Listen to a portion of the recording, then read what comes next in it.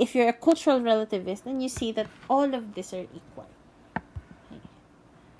Okay. So, sabi ko, examples. Yan, hashtag Pinoy Pride. That's an example of ethnocentrism. Ang Pinoy conservative o di gaya ng mga Kano.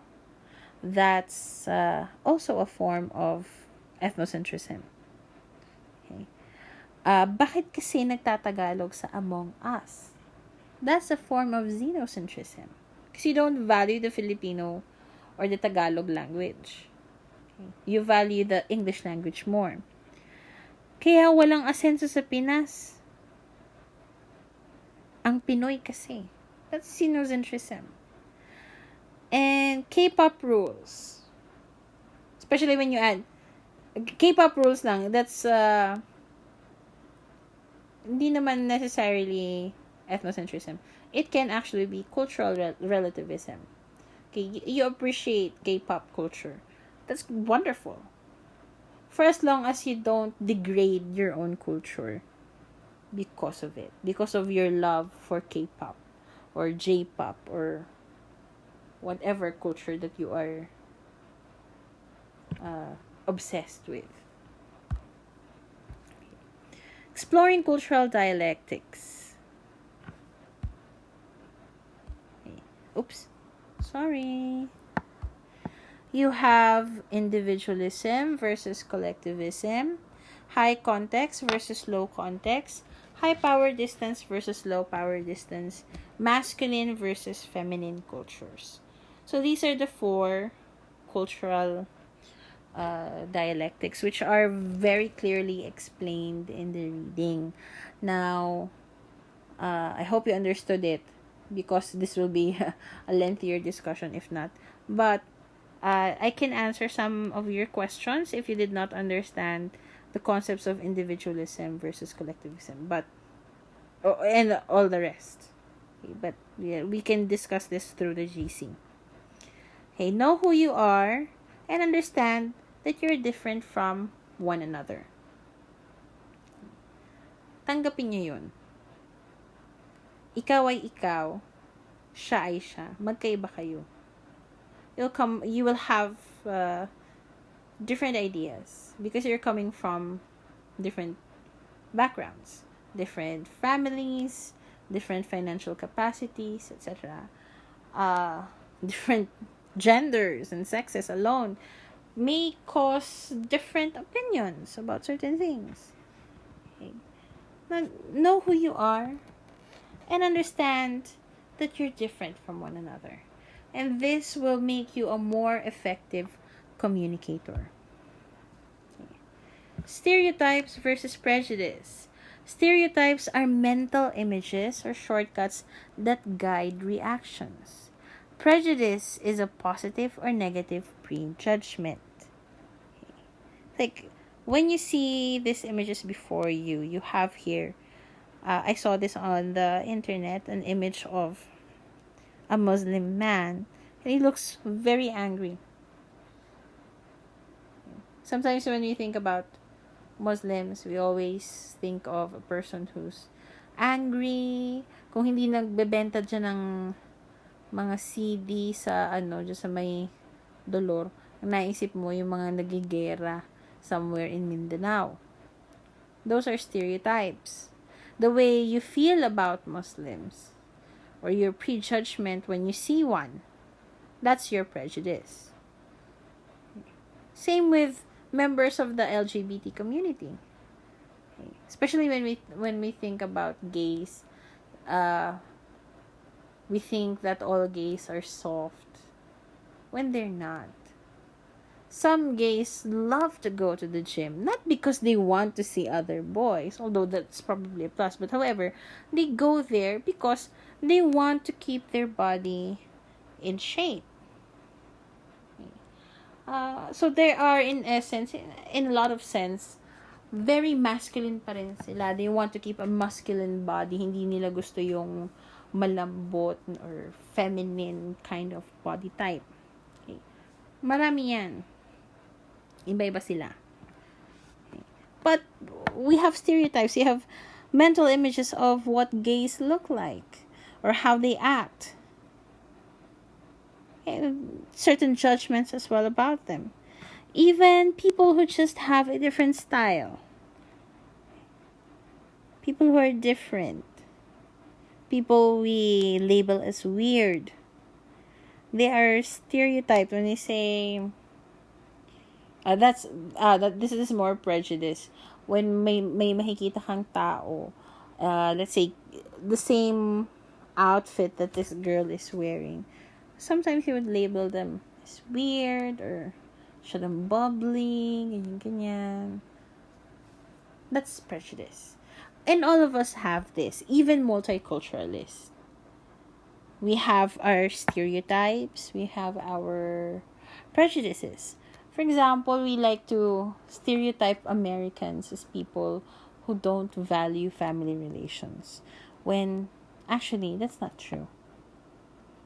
Not all Americans are like that. Same with Europeans.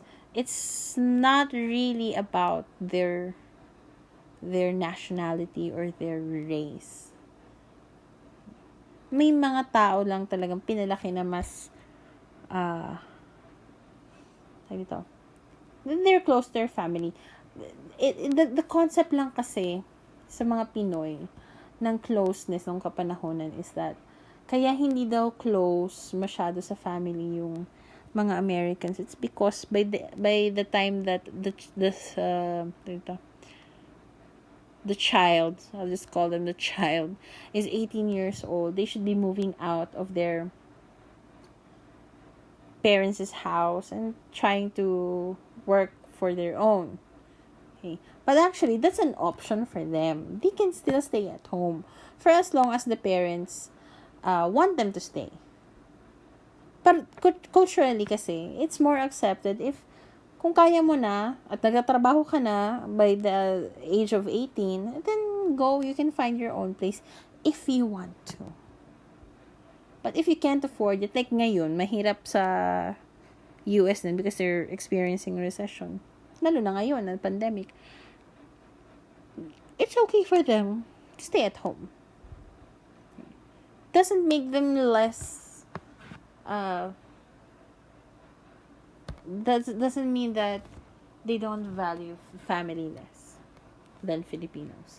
It's just that their family dynamic is different from how Filipinos do it. Like, you can stay forever in your parents' house, lalo pa kung solong anak ka, just like myself, or kung ikaw yung panganay na anak, and then you can stay there forever, you can have the house, and blah, blah, blah. Doesn't matter. Okay, technology and intercultural communication. Virtual neighborhoods and communities now populate the communication landscape. Lalo na ngayon that we're in a pandemic. Everyone has been using technology. We've been using computers, cell phones, a lot of use for the internet lately. However, some critics contend that rather than bringing us together, computer networks are isolating us. Which, actually, na-experience ko a few days ago. Lahat tayo, we are now, in one way or another, connected to the internet. You have Messenger and other apps that allow you to communicate with one another in real time. But somehow, even if marami kang kachat, you still feel alone. And somehow, it doesn't feel like the communication that you get from talking online is as authentic as when you're able to talk offline. I think that's largely true. Although I've had an 8-year relationship with an American. I had an American boyfriend for 8 years. More than 8 years, actually. But yeah. Yun naman, it's real, but the emotions there were real and everything was real. Pero that was because we were authentic with one another. Walang keme. Kung ano yung kami in real life, ganon din kami online. But ngayon kasi, a lot of people, they're not the same as they are when you meet them offline. Some of them would be very timid or mahiyain sa personal. Tapos, pag online na, matapang pala. Or maingay, madaldal. Or they're more capable of speaking harsher things to you online than when you're offline. And so, you create this another persona when you go online. And that actually isolates you more from other people because you're not being authentic. And this happens to a lot of people. Majority of the people using the internet, they're not really as who they are in real life. And so, even as we try to communicate with one another using the internet and using computer technology, we essentially isolate ourselves. We feel more alone. Okay. The digital divide. Ito din ramdam din natin to ngayong pandemic. Digital divide refers to the social phenomena wherein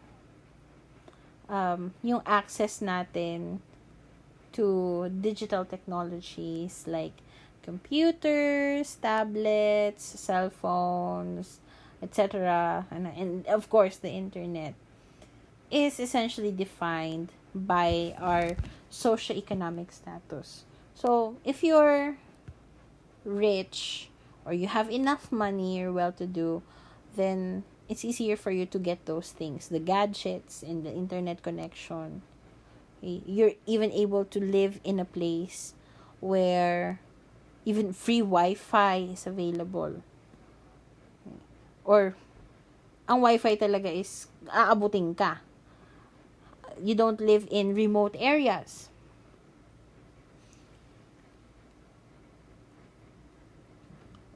Where internet connection is very difficult.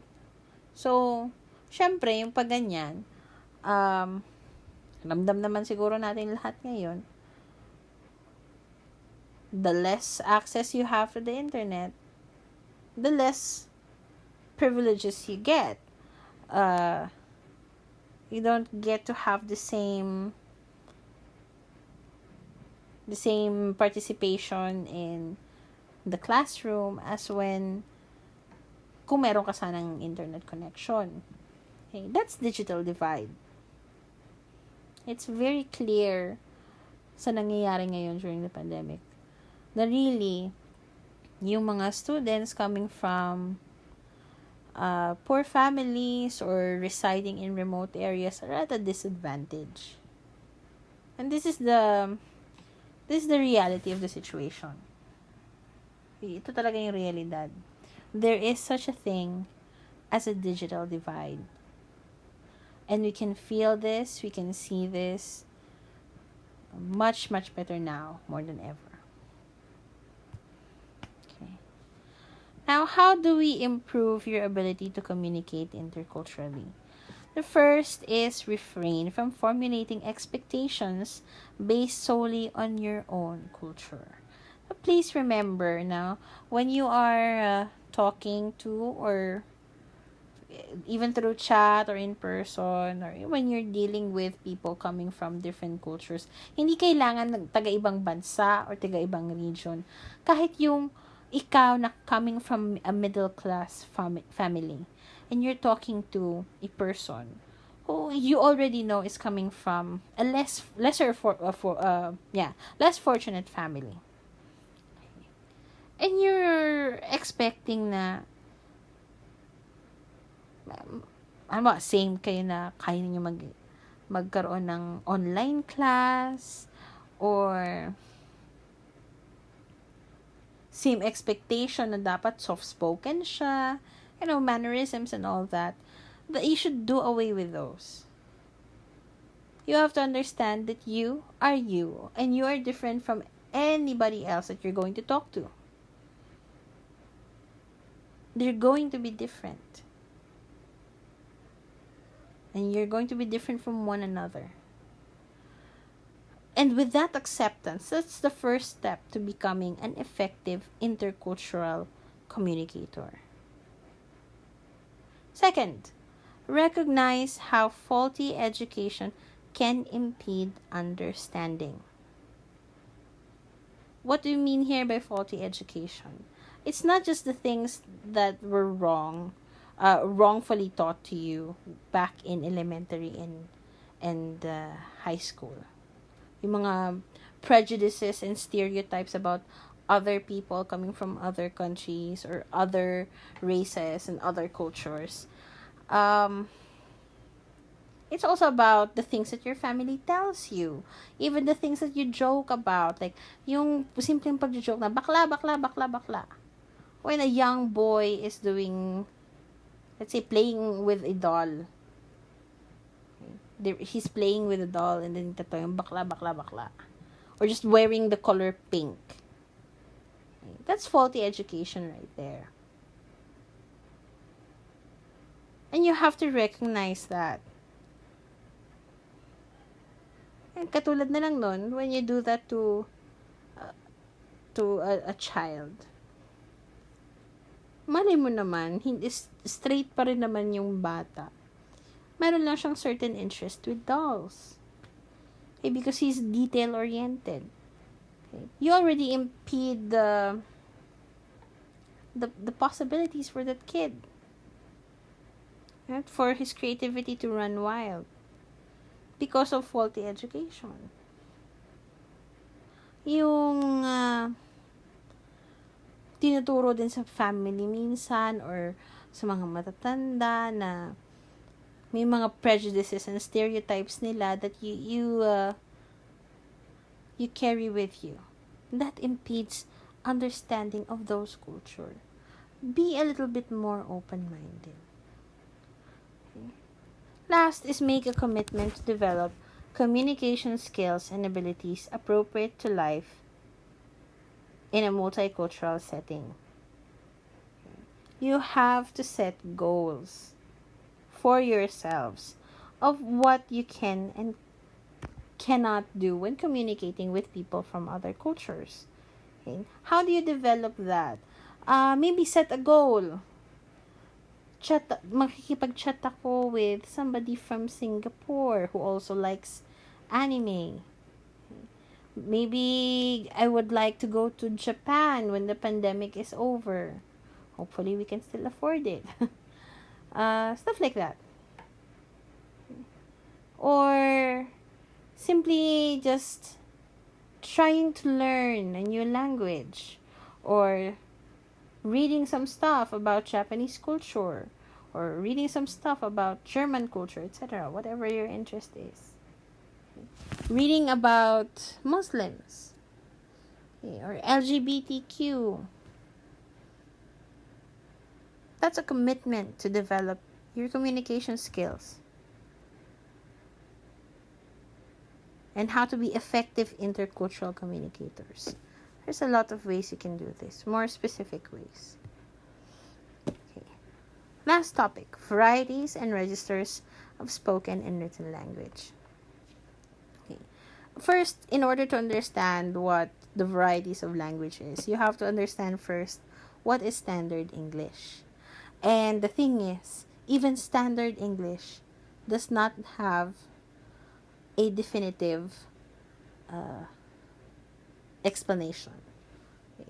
For some linguists, standard English is the correct way of using language, the more grammatical way of using it. That's standard English. That's really more for academic purposes, no, and academic and professional purposes. Some say that standard English is more geographical. So, there's American standard English, there's British standard English, and Australian standard English. Those are the three most popular standard Englishes.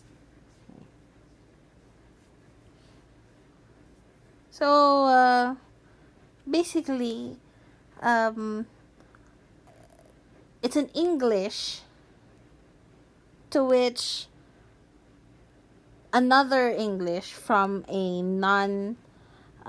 non-native speaker of English is compared to. Okay, I would say. Yun yung mas pinaka-definition ko personally. It's a standard of English to which the English of non-native speakers or users are compared to. So, for example, tayong mga Filipino, we use American Standard English. Because we were colonized by Americans. And because of that, our English is spelled the way Americans spell their words, like how we spell color, so that's without a U. Theater is spelled Theater, not TRE, because we use standard American English. Same with the word acknowledgement. We don't add the E sa may bandang acknowledgement. Wala siyang E. Because we use American Standard English. But in places which were colonized by Great Britain, like Hong Kong, India, Singapore, they use British Standard English. So the spelling there is British English. Color is with a U. Theater is spelled with an RE at the end. Okay, etc. Okay. Why is that important? The realization is that there are many types of Englishes around the world. You have the three big ones, which I mentioned earlier. American, British, and Australian. But Singaporeans also have their English. Kasi English ang kanilang official language. The same with South Africa. They have their own English. And it's distinctly different from the English from the big three. Okay. And that's where varieties come in. So causes of varieties of languages, that could be geography. Okay. Like say, Bicol, the Bicol language. The Bicol language in Daet is much different from the Nagueños Bicol. And it's also different from the Bicol in the Rinconada regions like Iriga. It's also different from the Bicol in Albay, in Sorsogon, and Masbate, etc. Okay. And this is because the geography is different. Magkakaiba.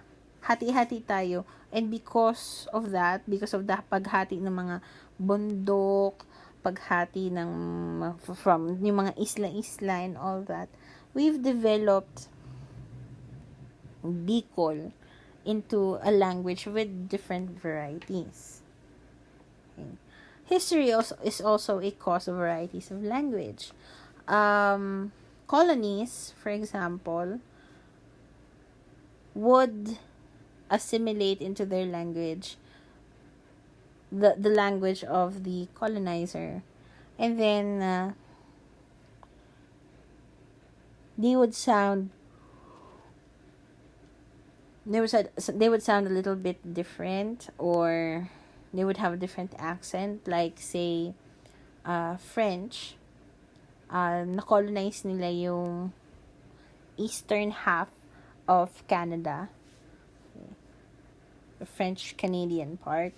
So they also speak French. So if you go to Vancouver, Canada, they speak French, but their French is different from the French in France itself.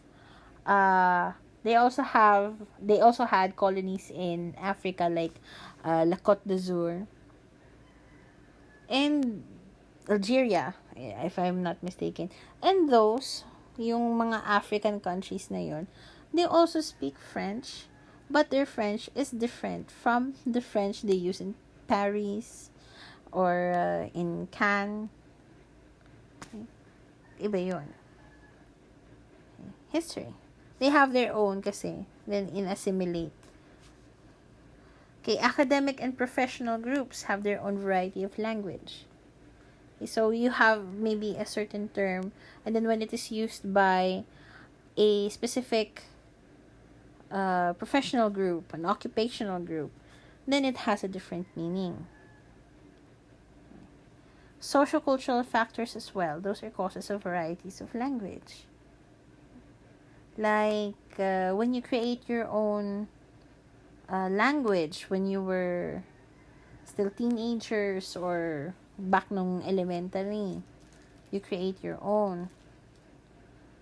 Okay, and that's different from the things that we, the language that we use. That's a form of variety as well. Okay, what are different varieties of language? The most important ones that I will talk with you about is first dialect, which is a regional or social variety of a language, distinguished by pronunciation, grammar, and or vocabulary. Second is register. It is the way a language user uses a language differently in different circumstances. Jargon, on the other hand, refers to the specialized language of a professional or occupational group. And lastly, sociolect is a language used by a specific social class or social group. What's a dialect? To illustrate it to you, ang Bicol, that is not a dialect. Bicol is a language on its own. The dialects would be yung Bicol ng Naga, Bicol ng Albay, Bicol ng Sorsogon, Bicol ng Daet, etc.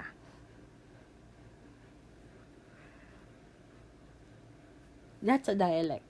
Yung Bicol kasi, hindi naman siya the same at all with Tagalog or Filipino. Magkaiba siya. So, it's a different language altogether. The same way na ang Tagalog ng Daet at Tagalog ng taga Quezon, Tagalog ng Batangas, they're slightly different. So, all of them have the parent language, which is Tagalog. But there are varieties. And those varieties create the dialect. Register, we will discuss this further in the next slide. Okay? And jargon, these refers to technical terms used by specific professions, like certain words that are used by law students and lawyers. There are certain terms that only engineers and architects will use. Okay. May mga specific lingo for each occupation. Lastly, sociolect. Language used by a specific social class or social group. Yan yung mga kine-create ninyong mga language. Base dun sa grupuhan ninyo. Like, say, sa barkada, in a class, this barkada would create a code of sorts, their own language. So that's an example of sociolect. For registers of language, ito na yung sinasabi that people use different types of languages depende sa sitwasyon. Okay. For example, a frozen register is a language that never changes. Hindi siya nagbabago ng form. It's like standard, like wedding vows. Those are standard. Do you blah blah blah blah take the blah blah blah blah for richer, for poorer, ganyan ganyan. It doesn't change. It's frozen. The Miranda rights, which is yung you have the right to remain silent. Anything you say can be used against you in the court of law. That's the Miranda rights. There's no other way of saying it. Ganyan na talaga siya. It can never be changed. So it is a frozen register. Okay. Formal is